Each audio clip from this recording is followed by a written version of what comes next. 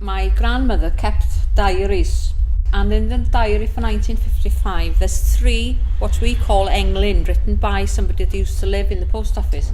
and in that one of the englyn she said, I'd hate to see the place like the bottom of a lake, gweld y lle fel Gwaelod Llyn.